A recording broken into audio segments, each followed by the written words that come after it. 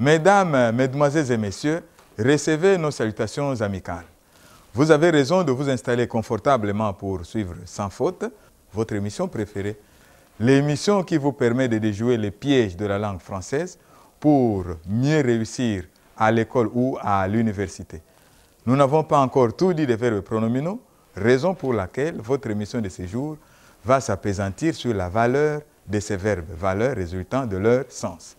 Voici les phrases support de notre réflexion. Maman s'est blessée avec un couteau de cuisine. Ma sœur s'est cachée dans la maison. Les boxeurs se sont donné des coups. Les élèves se sont échangés les numéros de téléphone portable. Essayons de réfléchir ensemble sur ces phrases d'après leur sens. Maman a blessé qui avec le couteau? Réponse, elle a blessé elle-même, c'est-à-dire ce. Ma sœur a caché qui dans la maison? Réponse, elle a caché elle-même, c'est-à-dire ce. Dans chacune de ces deux phrases, nous sentons que l'action faite par le sujet est subie par le sujet lui-même. On parle dans ce cas du sens réfléchi. Ici, le pronom personnel « ce » peut être soit complément d'objet direct, soit complément d'objet indirect. Nous en parlerons longuement lors de l'étude des participes passés des verbes pronominaux. Pour la phrase 3, les boxeurs ont donné quoi? Réponse, les boxeurs ont donné des coups. À qui? À eux-mêmes. Ce qui veut dire que le boxeur A a donné des coups au boxeur B et celui-ci à son tour a donné des coups au boxeur A. Il en est de même pour la phrase 4. Les élèves ont échangé quoi? Réponse, les numéros de téléphone portable. À qui? À eux-mêmes. Ce qui veut dire que les numéros de téléphone des élèves X sont allés vers les élèves Y et vice-versa. Dans ce cas, on parle du sens réciproque des verbes pronominaux. C'est la réciprocité.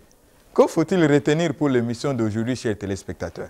Nous avons parlé des verbes pronominaux et nous en avons relevé deux, à savoir les verbes pronominaux réfléchis, où le sujet fait et subit à la fois l'action faite par lui-même, et les verbes pronominaux réciproques, dans les cas où les sujets font des actions les uns sur les autres. L'exemple le plus explicite ici, c'est le cas des boxeurs sur les rings.